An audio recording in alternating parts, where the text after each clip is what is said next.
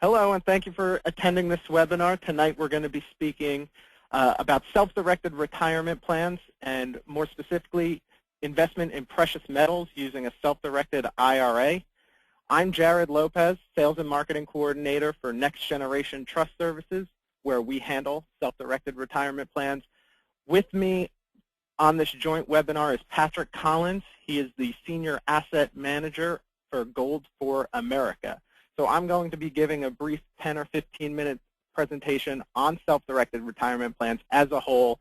After that, we're going to get a little more specific, and Patrick's going to be discussing precious metals. To start, we're going to let you know what Next Generation Trust Services is. We are third-party administrators for self-directed retirement plans. What that means is when you want to invest in non-traditional assets using an IRA, you would come to a company like Next Generation Trust Services. We're not a bank. We're not a financial planning service. I actually have people call me up every day asking, what's the best real estate market to invest in? What should I invest? Should I invest in silver or should I invest in gold? We don't do that. We can never, ever endorse or recommend any product or investment. You need to think of us sort of like a Fidelity, sort of like a Charles Schwab, but at one of those bigger banks, your IRA is invested in stocks, bonds, CDs, mutual funds, all those traditional assets. We do not do any of that. We're only strictly the non-traditional. And the reason that they would invest in non-traditional assets is to diversify their portfolio. A quick disclaimer, again, I can't say it enough, we do not endorse or recommend any product or any company or any service.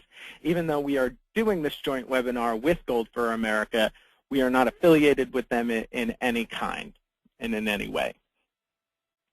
All the information that we provide is strictly for education and to let you know what you can and cannot invest in using your retirement plan. There are several types of plans that can be self-directed. There's the traditional IRA, and of course that's for tax-deferred investing. So any money that you put away towards your retirement plan in this tax year is a tax write-off. However, you will be paying taxes presumably at retirement age when you take out those funds, and you will be, presumably you're going to be at a lower income level at that time. The Roth IRA is fantastic. What that is you pay taxes when you put the money into your plan.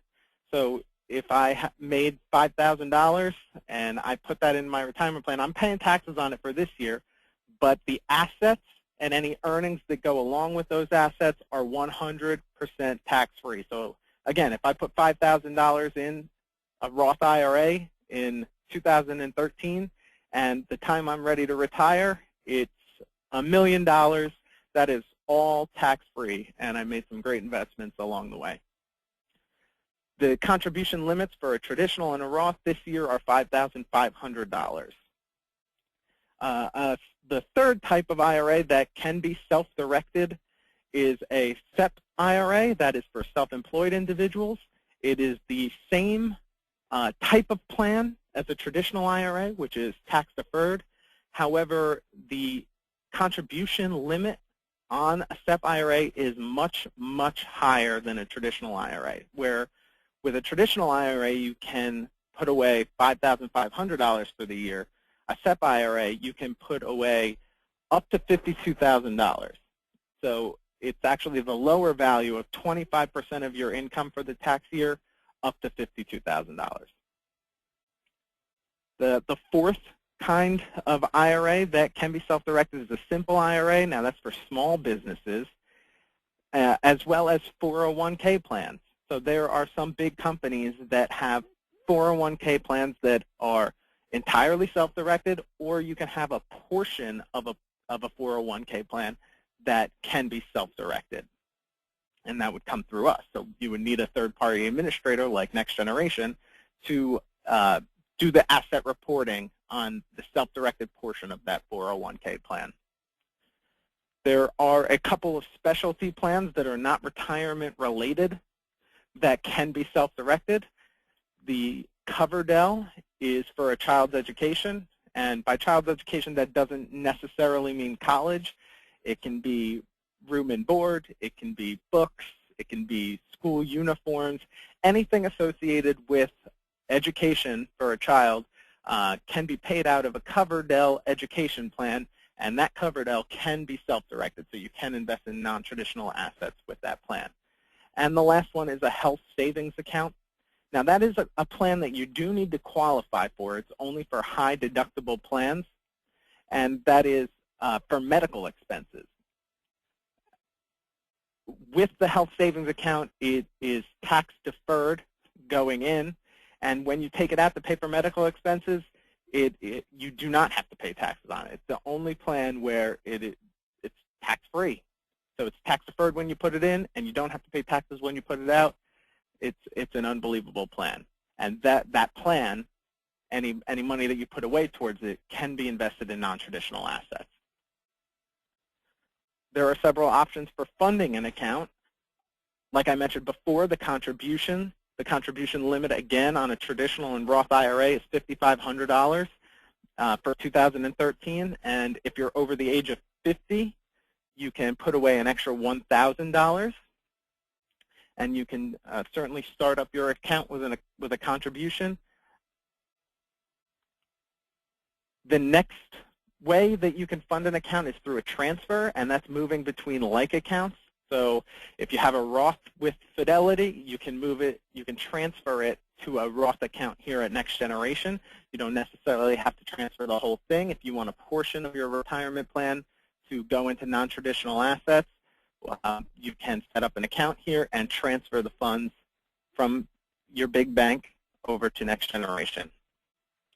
The third way that you can fund your account is a rollover, and that's moving between unlike plans. You see this mostly when somebody leaves a job or gets laid off. They have an old 401k that is just sitting there not doing anything. They can roll that over into a traditional IRA, which is still tax deferred. So there's no tax implications on it, but moving that over from a 401k to a traditional IRA is between unlike accounts. That's called a rollover. And the last way is a conversion. Now, with people, the economy being so bad, people are just making generally less money now.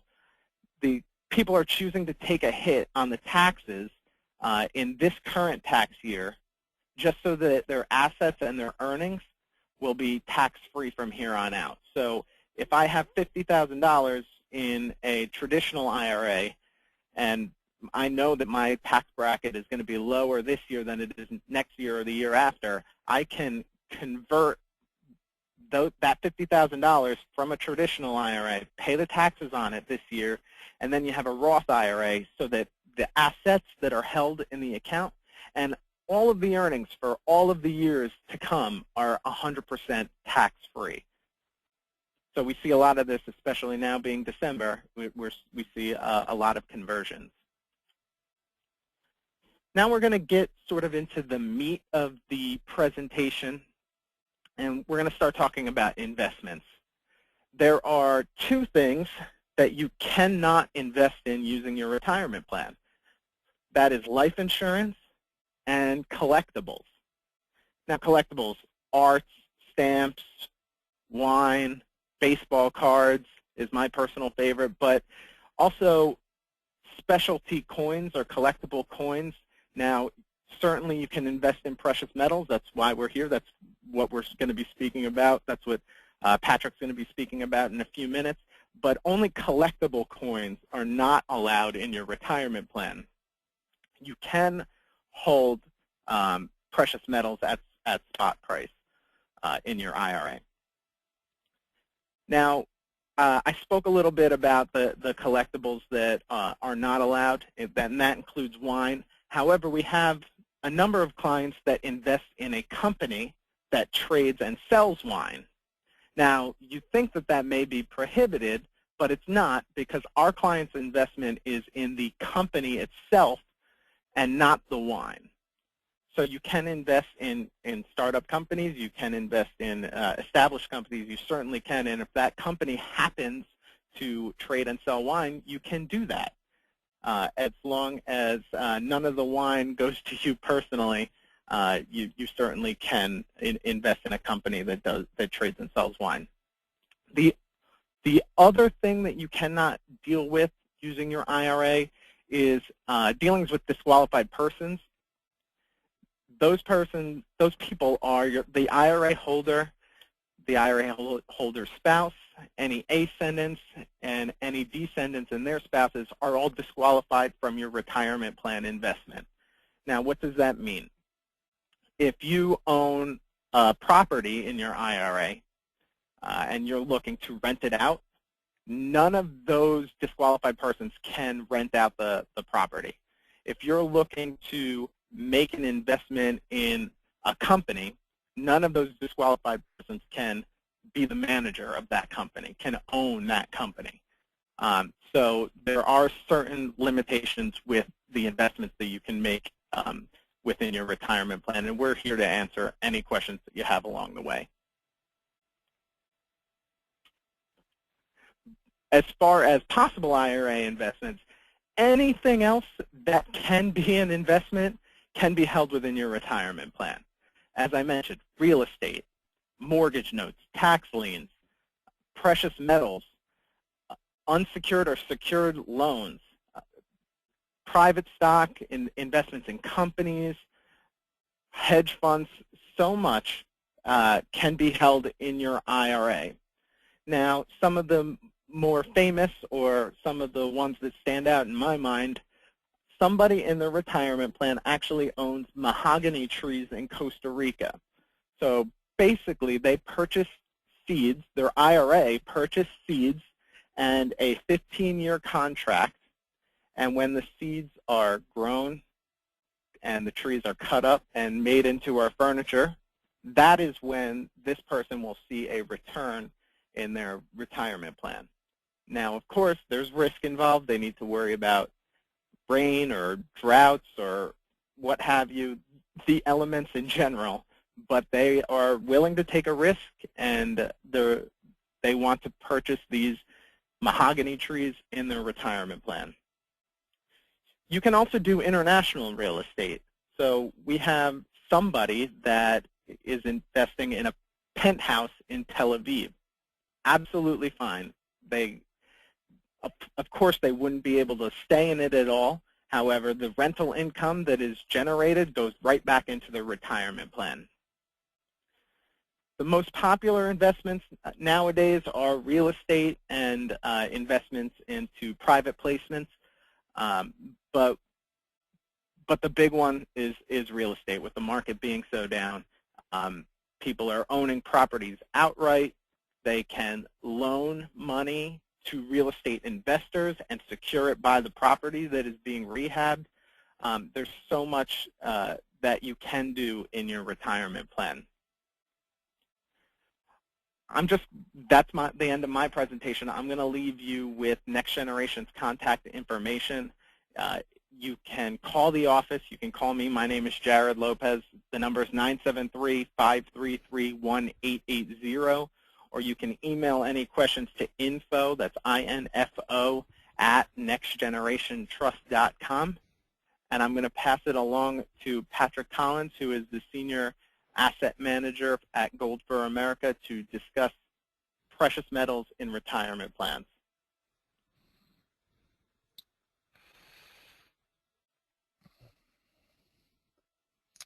Alrighty there. Thank you so much, Jared, for the warm introduction. And it's interesting. I've been once again. My name is Pat Collins. I'm with Gold for America. I'm the senior asset manager with the firm. I've been in the industry for 9 years, and I just learned a couple things from you, Jared. So thanks for that. Part of our core philosophy here at Gold for America, and truly one of our core beliefs, is that we believe one of the most effective investments one can ever make is that in financial education. And so therefore our intent today is to first and foremost provide value, and then second, to do so by presenting information that will support you in being more well informed about the direction we're headed economically, not only here domestically but as well around the world, and as well to empower you to take action if what you hear today makes sense to you. So with all that being said, let's get right into it. My first slide here is we're going to basically share with you the very simple steps and mechanics of how one would go about holding physical precious metals inside of a self-directed retirement account. And then moving forward, we'll cover all of the fun reasons why on the reasons why one might want to do that. Now, as you can see here under number 1, first you'll need to establish a self-directed IRA if that's not something that you already have done, which consists of completing and submitting a basic application. Now, the key here is to make sure that you do so with a firm that allows investments in precious metals, such as Next Generation, for example. Now, to fund the account, you can either transfer funds from an existing IRA, you can roll funds over from an old 401k, or even one that you're fully vested in, or you can also fund a new account. And then lastly, for step 3, we support you in creating a combination of the gold and silver that will help you to most effectively reach your financial or retirement goals. Once this is complete, your metal is then shipped to the Delaware Depository Services Corporation, which you'll see here in the next slide. And a couple of key points that I'd like to mention here are that your metal is always held in a segregated safety deposit box, and that's under your name as well as your account number. Your metal is never commingled with anybody else's, and also it's insured to $2 million by the Lloyd's of London.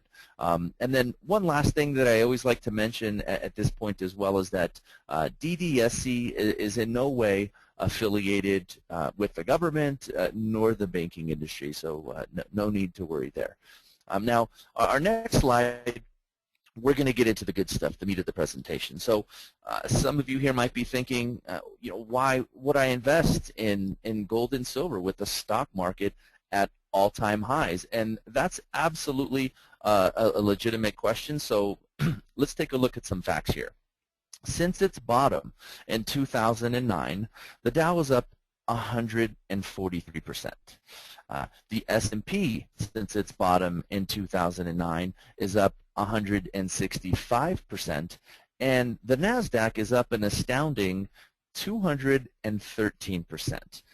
In fact, just this year in 2013, the Dow has set its 38th record high. And we've also recently just broke through the 16,000 point mark. Now, to be fair, let's take a look at the last time we saw a movement in the market comparable to what we're seeing today. The last time we saw the market move as it is today was back in 2007. Prior to that, back in 1999. Now, in 2007, the Dow hit a record high 34 different times. And that was prior to it falling by more than 50%. And like they say, the bubble is always the biggest right before it bursts. And so pretty interesting data that we have here. Now, let's take an objective look at why is this happening? Why is the market where it's at? Why is it doing as well as it's doing? Is the market where it's at right now because unemployment is low and our economy is thriving and we're producing as a nation? I'm not going to answer that. I'll allow everybody listening here to answer that for themselves, but I think not.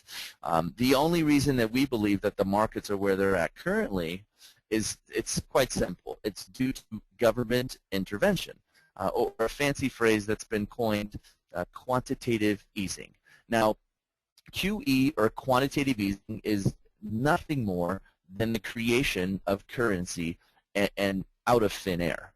In 2008, the U.S. had a total of $800 billion in circulation.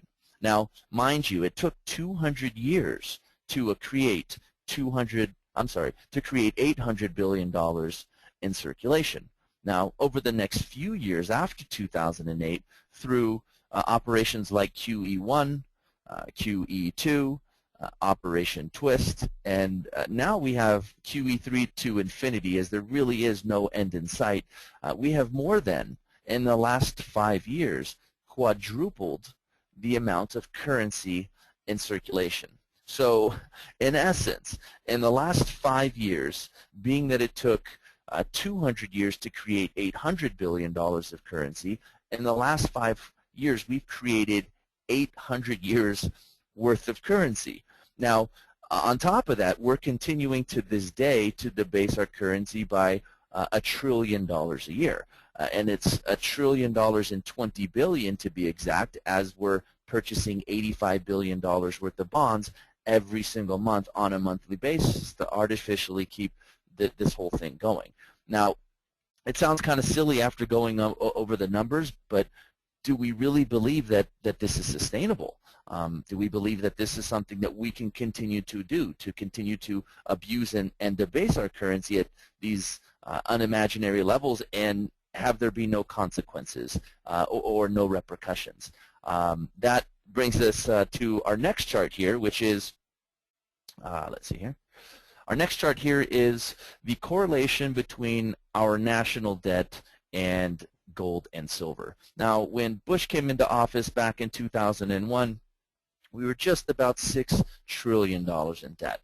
The following 8 years was awash with virtually endless wars in Iraq, Afghanistan, the endless war on terror, and we've managed to, since 2001 up until today, almost triple our national debt. Now, meanwhile, we've seen the price of gold rise from $250 an ounce back in 2001 to just under $12.50 an ounce today.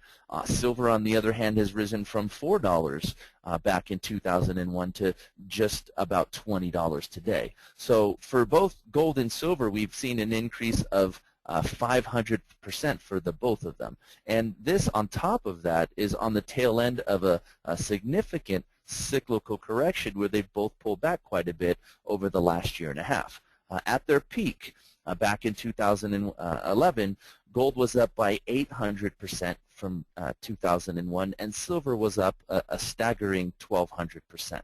So what does our current debt situation look like? What's currently happening with our national debt as of right now? Well, in the first 6 weeks of fiscal year 2014, we've issued another $1 trillion in debt. This is the first 6 weeks. Now, another thing I'd like to mention here, folks, is please don't take my nor Jared's word for any of the information that you're receiving here. All of it's available with a couple clicks online. It's public information and it's out there, but it's absolutely outstanding, absolutely astonishing that within the first 6 weeks of fiscal year 2014, we've issued another $1 trillion in debt. Now, currently, we're well over $17 trillion in debt and are every single day, as of right now, borrowing $2.73 billion every single day with virtually no end in sight. And so, once again, it sounds a bit silly to ask, but you know, do we truly believe that this is sustainable? Can we continue at this pace and have everything be okay? Now, this brings us here to our next slide, and if everything that the U.S. is doing is good for the dollar and it is sustainable and can continue without consequence, then why are so many countries around the world right now bypassing the dollar in world trade? One of the main reasons we've been able to get away with what we have been economically for as long as we have is that for the last 43 years, we've been the world's reserve currency. Now, the OPEC oil-producing nations in the Middle East, since 1970, they've priced their oil in dollars. And so anybody that wanted to buy oil, any country around the world, if you wanted to buy oil from them, you had to first buy dollars and then buy the oil that you wanted with the dollars that you bought. And this has created an absolutely tremendous demand for dollars around the world. Now, the dollar, just like any other commodity out there, its value is dictated as well as derived from a simple concept of supply and demand. Now, we are massively increasing the supply of dollars that exists, quadrupling, like I had said earlier, within just the last 5 years, and yet the demand for those dollars is significantly decreasing. The Federal Reserve is actually currently paying the big banks who receive massive bailout funds a quarter of a basis point, so 0.25 of 1%, to hold $1.8 trillion in reserves at the Fed. So that money hasn't been released out into the system yet, and so therefore we haven't experienced massive inflation. Now, so a couple of examples of how the demand for dollars is significantly decreasing: China, Japan, Russia, Brazil, India, Germany, France, Australia, New Zealand, and even the UK now have either already or are in the process of creating bilateral trade agreements where they'll no longer use the dollar with one another in international trade. Those represent 8 of the 10 world's largest economies. China is currently also making direct agreements with the oil-producing nations of Russia, Saudi Arabia, Iran, and as well Venezuela. The question that I have is, what's going to happen when all of those dollars around the world, which represent 70% of all of the dollars ever created that are held in reserves in the banks of other countries, what's going to happen when those dollars are no longer needed in international trade and they come flooding back home? We really don't think that that's going to be all that pretty. Now, our next slide here. Central banks are intricate and are a very important part in regards to what's going on within the world economic situation right now. They're absolutely at the root of what's causing these economic problems, and so let's take a brief look at what are they doing in regards to gold. Central banks create money. It seems to be very esoteric, but it's actually quite simple. Central banks create money that did not exist before, and then they lend it to governments of the world, which then has to be paid back with interest. If you and I were to do this, it would be considered counterfeiting, but they do it, and it's considered central banking. Central banks over the last 5 years have bought more gold than any other time in the last 50 years. More so, in fact, since any other time since 1964. So they're creating currency out of thin air, and then they're turning around and they're buying physical metal with that currency at a record pace. And so this begs the question, might they know something that we don't? Might they be preparing for something that most of us aren't? Now, to get into all the good news now, the unique features and benefits of owning precious metals: liquidity. Gold and silver are one of and have always been one of the most liquid assets ever known. You can literally put a 1-ounce gold American Eagle in your pocket and fly to Europe and utilize it anywhere around the world. Storage of wealth. Gold and silver have been money for thousands of years. The gold and silver coins or bars that were minted literally thousands of years ago have still retained their intrinsic value. And that brings us to our next point. They've never been worth zero. Unlike the thousands and literally thousands of paper currencies that have come and gone over the last few hundred years, with 34 of them ceasing to exist in just the last 100 years, gold and silver have never been worth nothing. Yet paper currencies or fiat currencies have a failure rate of 100%. No counterparty risk. Unlike currency, it's not a debt instrument to be paid back at some point in the future. It's portable. You can physically store $1 million worth of gold in a shoebox. I absolutely would not recommend that you do that, but it is possible. Hedge against inflation.